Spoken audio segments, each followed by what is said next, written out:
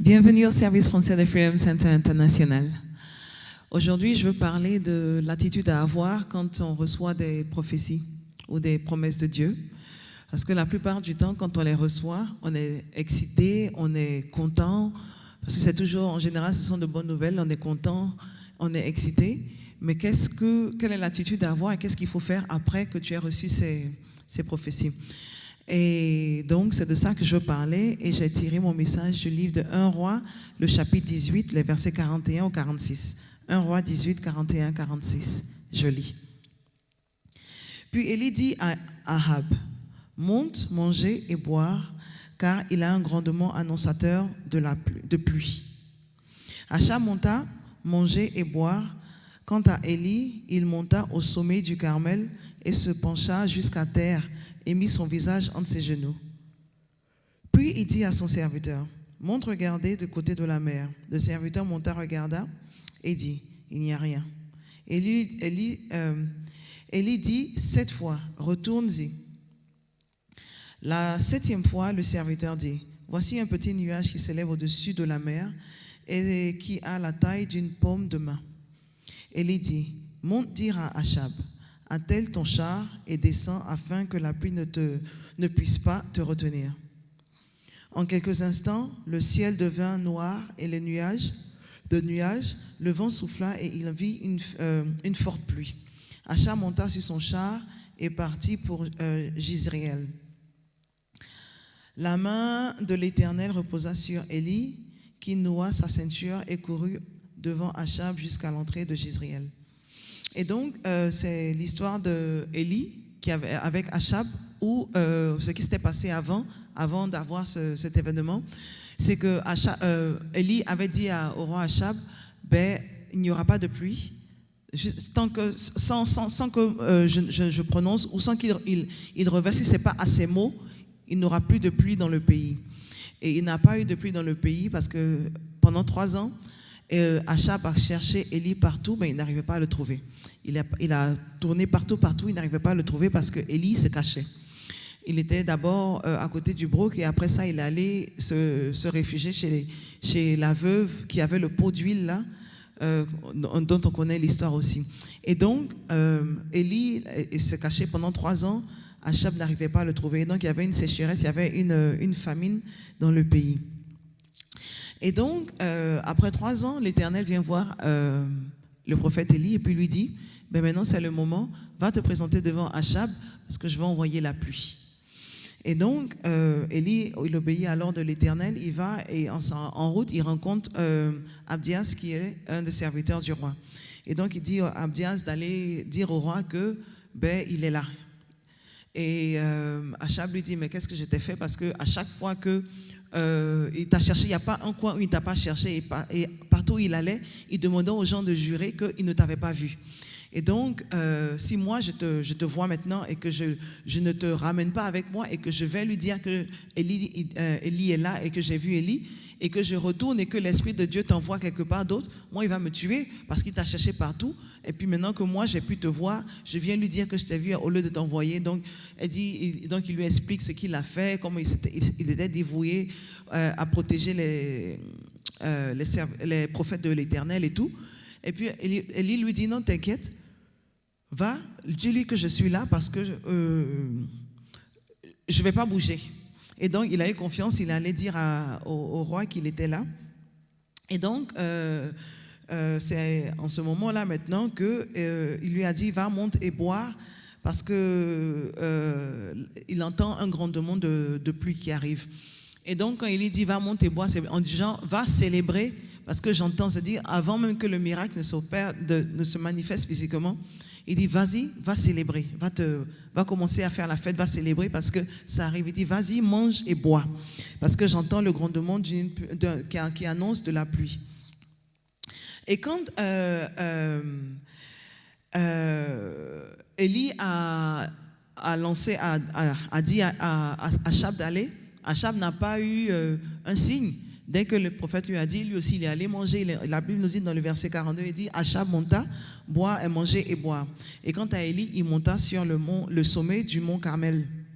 Et se pencha jusqu'à terre mis son visage entre ses genoux. Et donc, le prophète, quand il a relâché la prophétie, il ne s'est pas arrêté, parce que l'autre, il allait boire, il lui a dit, vas-y, va célébrer, va boire. Mais lui, il est parti, aller prier. Parce qu'il y a quelque chose qui se passe, c'est que quand l'ennemi, quand la prophétie est relâchée, l'ennemi aussi, il entend cette prophétie. C'est pas toi ceux qui ont entendu, ceux qui t'aiment ont entendu, ceux qui ne t'aiment pas ont entendu, l'ennemi l'a entendu. Et il va te faire, parce que le fait que ça a été déclaré ne veut pas dire qu'il va te permettre de pouvoir accéder à ça aussi facilement. Il va travailler, il va faire tout ce qui est en son pouvoir pour pouvoir stopper, pour pouvoir retarder, pour pouvoir te frustrer. Et donc, quand Achab a entendu, il lui a dit, vas-y, va manger, va boire, mais ça a été relâché. Quand la prophétie elle a été relâchée, il entend, l'ennemi l'a entendu aussi. Et donc, il est monté et il est allé prier. Et ce qui est intéressant, c'est que l'ennemi, l'ennemi n'entend pas tes pensées. Il ne sait pas ce à quoi tu penses, il n'entend pas tes pensées. Il n'a pas la possibilité d'entendre tes pensées, mais il entend tout ce qui sort de ta bouche. Toutes les paroles qui sont relancées, il entend. Parce qu'il a ces petits démons qu'il envoie, qui te suivent partout. Et donc, partout où tu vas, ils te suivent, ils ne font qu'enregistrer. Parce qu'ils sont assignés à toi, ils ne font qu'enregistrer toutes les informations, tout ce qui te concerne. Et puis pour savoir comment est-ce qu'ils peuvent faire pour t'avoir. Et donc, quand la prophétie est relâchée, ils sont aussi là et ils t'entendent. Et ils savent ce qui s'est passé. Et donc, c'est pour ça que c'est important, quand tu reçois une prophétie, d'aller prier. Parce que l'ennemi, il n'entend pas tes pensées, mais il entend toutes les paroles qui sont sorties de la bouche. Et c'est par là aussi que les faux prophètes, quand ils viennent, il y en a qui sont de faux prophètes, ils se présentent comme étant des prophètes de Dieu, mais ce sont de faux prophètes, et ils ont la possibilité de te dire ce qui s'est passé dans ta vie. Des choses que tu n'as jamais dit à qui que ce soit, ou tu n'as jamais entendu, ou tu n'as jamais prononcé, ils ont la possibilité de te dire. Ils ont la possibilité de te dire, tu n'as jamais donné ce secret à la personne, c'est quelque chose qui s'est passé, et tu n'as jamais vraiment expliqué pour que tout le monde sache. Il y a peut-être une ou deux personnes qui le savent dans ta vie, mais parce que ça s'est passé, et il a ses agents qui te suivent, mais il sait exactement ce qui s'est passé. Et donc, quand le prophète il vient, tu sais, eux ils sont solidaires quand il s'agit de faire du mal. Et donc ils vont donner, c'est ça, ils s'appellent les esprits familiers. Et donc, ils vont te dire, par exemple, il va te dire, voici, quand tu avais tel âge, voici ce qui s'est passé dans ta vie, voici, voilà. Et puis, tu sautes, mais parce que tu sais que c'est un événement qui s'est vraiment passé, et tu sautes pour te dire, mais oh, comment il a fait pour savoir? Parce qu'il ne me connaît pas, il n'aurait pas pu savoir. Les démons, celui qui te suit partout va lui envoyer l'information, et puis lui, il relâche l'information. Et donc, ne sois pas excité quand tu reçois la prophétie. C'est pour ça que la Bible nous dit, il faut tester leurs fruits. Et donc, je me rappelle, il y avait un homme qui expliquait son histoire, qui disait que il a rencontré une fille, mais il dit en tout cas, quand il l'a regardé, il dit, mais ses prophéties étaient tellement vraies. Elle lui a dit tout ce qui s'est passé dans sa vie, dans le passé, mais il était tellement excité, tellement content, il dit non, qu'elle a un don, mais c'est trop sharp, c'est trop tranchant. Et donc il dit non, il faut qu'il envoie chez son père spirituel, parce que non, elle a vraiment la possibilité de dire vraiment, elle est vraiment forte. Et donc il envoie chez son père spirituel, qui, quand il a vu la fille, il a commencé à prier pour elle, il a délivré les démons qui étaient en elle. Pendant que lui, il regardait, il disait qu'elle était forte, c'était une prophétesse, elle était vraiment puissante. Son père spirituel, il a vu, au-delà de ça, il a vu que non, ce sont des démons qui la fatiguaient et qu'il utilisait pour pouvoir faire tout ce qu'il faisait. Et il a délivré la dame de ces démons-là. Et depuis ce jour, il a dit, maintenant, il ne sautille plus quand il reçoit des prophéties. C'est pas le genre qui va sautiller, qui va tout exciter, mais comme la Bible nous dit, il faut tester l'esprit. Et on sait aussi que l'ennemi, quand la prophétie était relâchée, il a entendu. Il n'entend pas tes pensées, il ne sait pas ce que tu penses, il ne peut pas te parler, il ne peut pas te dire ton futur. Et en général, quand ils viennent te donner des fausses prophéties comme ça pour te dire, voici ce qui s'est passé, quand quand ils ont eu ta confiance, ils ont eu ton attention, maintenant ils vont te dérouter. Et ils vont t'envoyer dans une route où ils vont pouvoir te manipuler. Et on sait que l'ennemi il ne connaît pas le futur, parce que dans le livre de 1 Corinthiens, le chapitre 2, le verset 8 et 9, il dit cette sagesse, aucun des chefs de ce temps ne l'a connue, car s'il l'avait connue, il n'aurait pas crucifié le Seigneur de la gloire. Si l'ennemi savait que Jésus, en tuant Jésus, en laissant Jésus se faire crucifier sur la croix, ça allait être la fin ou le début de ses grands problèmes, il n'allait pas le faire. Et il continue par dire, il dit, mais comme il est écrit, ce que l'homme n'a pas vu et ce que l'oreille n'a pas entendu, ce qui n'est pas monté au cœur de l'homme, Dieu l'a préparé pour ceux qui l'aiment. Et donc personne ne sait, il dit, personne n'a entendu, personne n'a vu. Et c'est Dieu qui sait, c'est lui qui connaît ton futur, c'est lui qui a placé, il a tracé la trajectoire de ta vie. Et donc ne crois pas que l'ennemi, quand il vient, il te fait une prophétie, il te fait tout ça, il n'a rien à offrir. Tout ce qu'il va faire, c'est te donner ce qui est dans le passé, et puis il va te donner une fausse prophétie, et ensuite il va commencer à te manipuler. Il n'a rien à offrir. Mais quand la prophétie qui vient de Dieu est relâchée, l'ennemi aussi, il entend ça. Quand la prophétie qui vient de Dieu, elle est relâchée, l'ennemi aussi, il entend ça, et il utilise ça. Il va chercher à tout faire, tout ce qui est en son pouvoir pour pouvoir s'assurer que cette prophétie ne se passe pas ou cette prophétie soit retardée. Il va chercher à frustrer, il va faire tout pour que tu puisses te dérouter du chemin afin de ne pas pouvoir voir la manifestation de la prophétie qui a été déclarée sur ta vie ou les promesses de Dieu sur ta vie. Et donc, c'est pour ça que c'est vraiment, vraiment important pour nous. Quand tu reçois une prophétie, tu montes prier. Quand tu reçois une prophétie, ce n'est pas le moment de laisser les émotions prendre le dessus. Oui, tu as reçu, les émotions ont pris le dessus, mais maintenant tu te mets à genoux et tu commences à prier. Tu pries jusqu'à ce que tu vois la manifestation physique. Et donc, c'est important pour nous de prier quand on reçoit les prophéties. Et quand tu regardes Élie, il est monté, il s'est agenouillé, il a mis ses jambes, il s'est mis à terre parce qu'il s'est prosterné, il s'est humilié devant l'Éternel, il a mis ses jambes entre ses cuisses et il a commencé à prier et il envoie maintenant son serviteur. Et donc, dans le verset 43, il dit, puis il dit à son serviteur, monte regarder du côté de la mer. Donc il lui demande de monter plus haut, va regarder du côté de la mer. Et le serviteur monta, regarda et dit, il n'y a rien. Il veut voir, est-ce qu'il n'y a pas un signe, quelque chose, un petit truc, quelque chose qui va pouvoir, un signe pour montrer que la manifestation physique de cette prophétie, elle va se faire. Et donc il lui dit, monte, va voir, et continue de prier. Et ce qui est intéressant, c'est que c'est Dieu qui lui a dit, vas-y, je vais le faire. C'est Dieu qui a dit à Élie, vas-y, je vais le faire. Mais pourtant, Élie est allé prier. Après avoir relâché cette prophétie, il est retourné prier pour la manifestation de cette prophétie-là, dans le monde physique. Après avoir relâché, en sachant même que c'est Dieu qui lui a dit, il ne s'est pas assis, mais il s'est levé et il allait prier. Et donc, quand tu reçois ta prophétie, tu sais qu'elle vient de Dieu, ne t'assois pas, lève-toi, et maintenant, commence à prier jusqu'à ce que tu vois la manifestation. Et donc, Élie, il est monté, il s'est humilié devant Dieu et il a commencé à prier.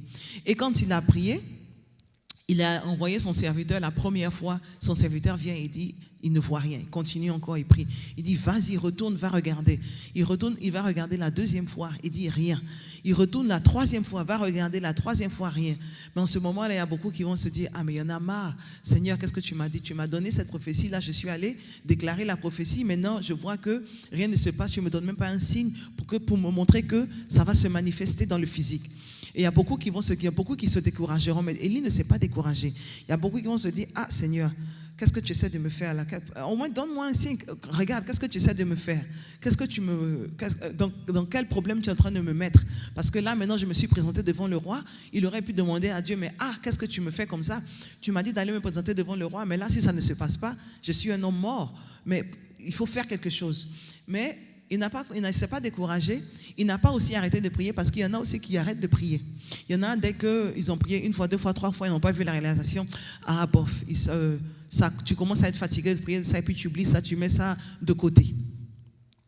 Lui, il a continué de prier, Et ce qui est intéressant aussi, comme je l'avais dit, quand tu reçois les prophéties où tu reçois une promesse de Dieu, où Dieu ouvre tes yeux, par exemple, il te montre, par exemple, un don, par exemple, tes enfants ont. Par exemple, il regarde et puis il te dit, tu vois comment ton enfant, il est très intelligent, il arrive à faire peut-être les mathématiques, par exemple, il n'arrive même pas à parler, mais il arrive à faire des mathématiques qui sont, que les gens même qui sont au collège n'arrivent pas à faire.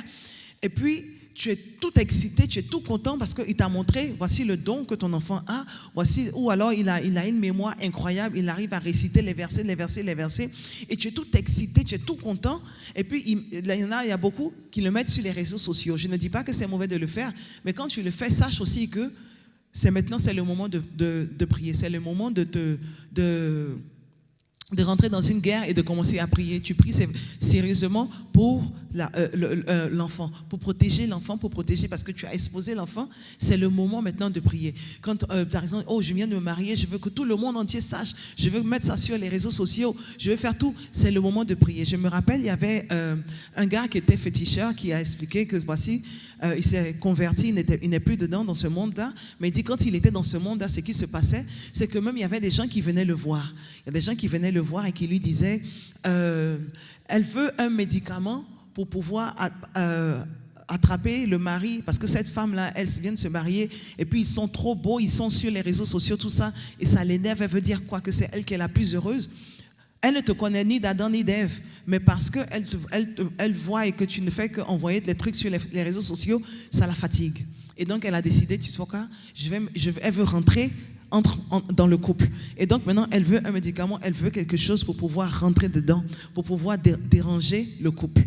Et donc, quand tu le mets dehors, l'ennemi, il va tout faire pour pouvoir empêcher, il va tout faire pour pouvoir combattre ça. Il va tout faire pour pouvoir arrêter, s'il peut arrêter, parce qu'il ne peut pas arrêter la promesse de Dieu, mais il ne peut pas arrêter, qu'il peut retarder, ou il peut faire de sorte que tu n'avances pas et que tu restes, parce que s'il y a quelque chose que tu dois faire et que tu n'avances pas, si par exemple Dieu te dit, ok, tu as prié, et puis tu as dit, ok, je vais te donner un enfant, et que tu t'assois et que tu ne veux pas avoir de rapport sexuel avec ton mari ou ta femme, ben, tu ne risques pas de tomber enceinte, parce que Jésus, c'est le seul qui était conçu du Saint-Esprit, et après ça, il n'y aura pas d'autre. Et donc, si tu décides de fermer et de décider de ne pas avoir de relation sexuelle avec ton mari ou ta femme, ben, tu ne risqueras pas d'avoir d'enfant. Et si l'ennemi, il sait que, bon, ben, voici la prophétie qui était relâchée, ben, il va aussi essayer de faire de sorte que ça ne se fasse pas. Comme ça, le bébé ne viendra pas. Et donc, il va essayer de faire créer toutes sortes de problèmes, toutes sortes de confusions entre le couple pour ne pas que ça se fasse. Et l'ennemi, c'est son travail. C'est son travail. Tout ce qu'il fait, c'est de venir détruire. Il vient détruire, il veut diviser. Et donc, quand la prophétie, elle sort, ton travail, c'est de prier dessus.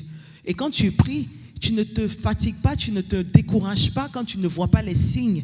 Si tu ne vois pas de signes, tu continues de prier. Si tu as commencé à prier et tu persistes et toujours tu ne vois pas de signes, tu continues de prier. Élie a envoyé son serviteur 6 fois.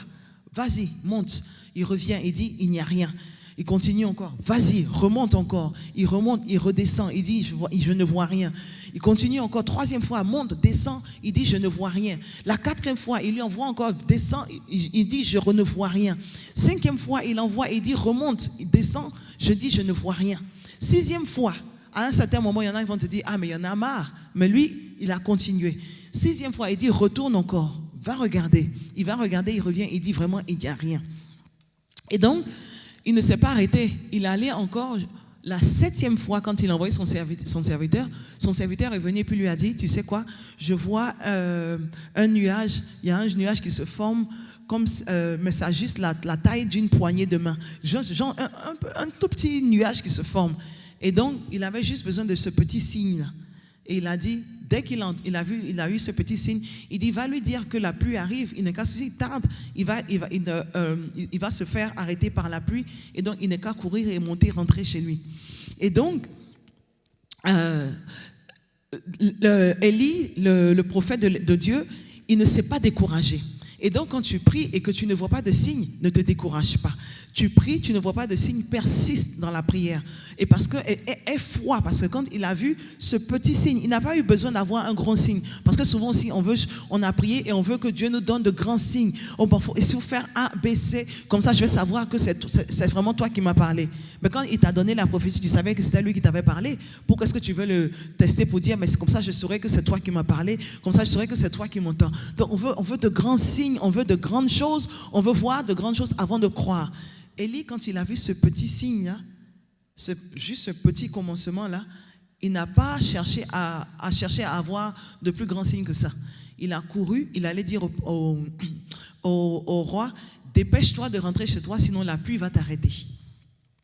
Et donc, le verset 44, il dit, la 7e fois, le serviteur dit, voici un petit nuage qui s'élève au-dessus de la mer et qui a une taille d'une paume de main. Il dit, monte, dire à Achab, attelle ton char et descends, afin que la pluie ne puisse pas te retenir. Et donc il lui dit, dépêche-toi, redescends, parce qu'il avait dit de monter pour aller manger là. Donc lui il est monté, aller manger. Mais il dit, redescends, dépêche-toi de redescendre parce que sinon la pluie va te bloquer. Et donc il a eu juste ce petit signe-là. Et il y a beaucoup d'entre nous aussi, souvent tu commences quelque chose et puis ça ne prend pas comme tu l'espères, c'est juste tout petit et tu ne vois pas la... par exemple, Dieu t'a donné la prophétie, comment ça va être grand, comment ça va prendre de l'ampleur, comment ça, il t'a montré la grandeur de ce que tu es en train de faire, comment ça va avoir du succès. Mais quand tu regardes ce que tu fais, c'est moins même que médiocre, c'est tout petit, c'est tout. Tu ne vois pas la grandeur, tu ne vois pas de signe que ça va se manifester. Tu vois juste, ok, bon, il y a peut-être un ou deux, disons, c'est un business, tu vois un ou deux clients qui viennent et ce n'est pas vraiment encourageant. Et il y en a qui se découragent. Il y en a qui vont se décourager, qui vont se dire, mais à quoi ça sert? Oui, Dieu il m'a dit ça, mais regarde, ça fait combien d'années depuis je suis en train de faire la même chose et je ne vois que 1, 2, 3. Je ne fais que continuer, je persévère, mais je ne vois que 1, 2, 3 clients et ça n'avance pas. Ça me fatigue. Il y a beaucoup qui vont se décourager, qui vont se dire, vraiment, j'en ai marre, ça me fatigue. Je n'arrive pas à comprendre pourquoi est-ce que les choses n'avancent pas comme je l'espère. Mais ce qui est important, c'est qu'il ne faut pas mépriser les petits débuts. Il ne faut pas mépriser les petits débuts. Quand Élie, il a vu ce petit début, là, ce petit nuage, c'était ce dont il avait besoin pour nourrir sa foi. Et il a couru. Et quand il priait, il ne s'est pas découragé. Et donc, si tu es dans une situation où Dieu t'a dit, voici, il a commencé quelque chose avec toi, ou si je ne sais pas si c'est ton ministère, ou si c'est tes études, ou ton mariage, ou peu importe la partie de ta vie, ou ce qu'il t'a dit, mais tu regardes, et quand tu regardes, tu ne vois pas vraiment de signes, ou même les petits signes qui se manifestent sont vraiment maigre et tu ne vois pas vraiment où est-ce que ça va aboutir, ne te décourage pas. Ne te décourage pas. Parce que tu n'as pas besoin d'avoir d'un grand signe. Comme il lui a dit, cours, monte, vas-y, parce que là, avant que la pluie ne te retienne. Il lui a dit, cours, vas-y, avant que la pluie ne te retienne. Et dans le verset 44, il dit, la 7e fois, oui, j'ai déjà lu celui-là, afin que la pluie ne te retienne pas. Et donc, il lui dit, dépêche-toi, vas-y, ne reste pas là, parce que si tu restes là, la pluie va te retenir. Et donc, ne te décourage pas parce que tu vois les petits signes, tu vois quelque chose de petit, et puis tu te dis que ça ne va pas prendre de l'ampleur, et tu te dis, mais ça fait longtemps que je suis dans ce truc-là et ça n'avance pas. Ou tu es dans un problème, ton foyer, par exemple, ça ne va pas, mais Dieu t'a dit que vraiment, il y aura la paix, il y a la lumière à la fin du tunnel, et quand tu es dedans et tu as l'impression que ça n'aboutit pas et les problèmes n'arrêtent pas de se présenter d'une manière ou d'une autre ou de tous les côtés et tu ne vois pas et tu te dis mais j'en ai marre, je suis essoufflé, je suis fatigué, ne te décourage pas. Si tu sais que c'est Dieu qui t'a parlé, ne te décourage pas, persévère. Ne te décourage pas, persévère. Tu vois, de temps en temps, ça a l'air d'être de changer un tout petit peu, mais ce n'est pas vraiment où tu veux être. Il y a une petite amélioration, mais ce n'est pas vraiment où tu veux être. Ne te décourage pas, persévère, parce qu'il y a la lumière à la fin du tunnel. Et donc, Quand Élie, il a vu le signe, il n'a pas cherché à voir de plus grands signes. Il n'a pas cherché à voir que les nuages deviennent gris et tout ça avant de courir pour aller dire au roi, vas-y, dépêche-toi.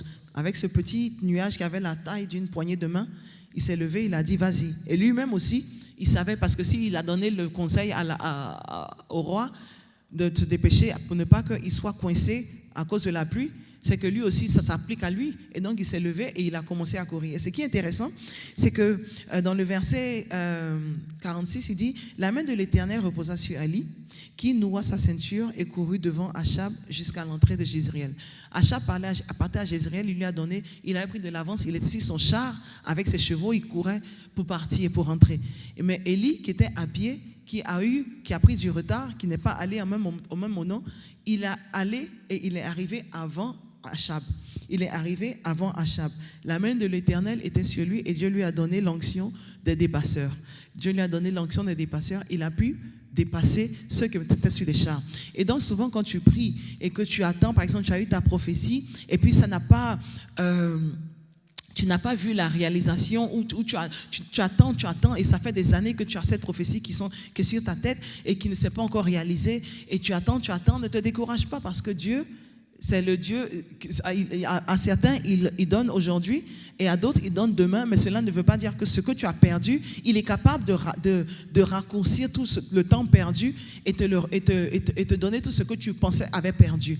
Parce que Achab était allé avant, Élie qui est allé après et qui était à pied, qui n'était même pas sur les chevaux, lui qui était à pied a pu dépasser le roi et qui est arrivé à Jézréel avant le roi.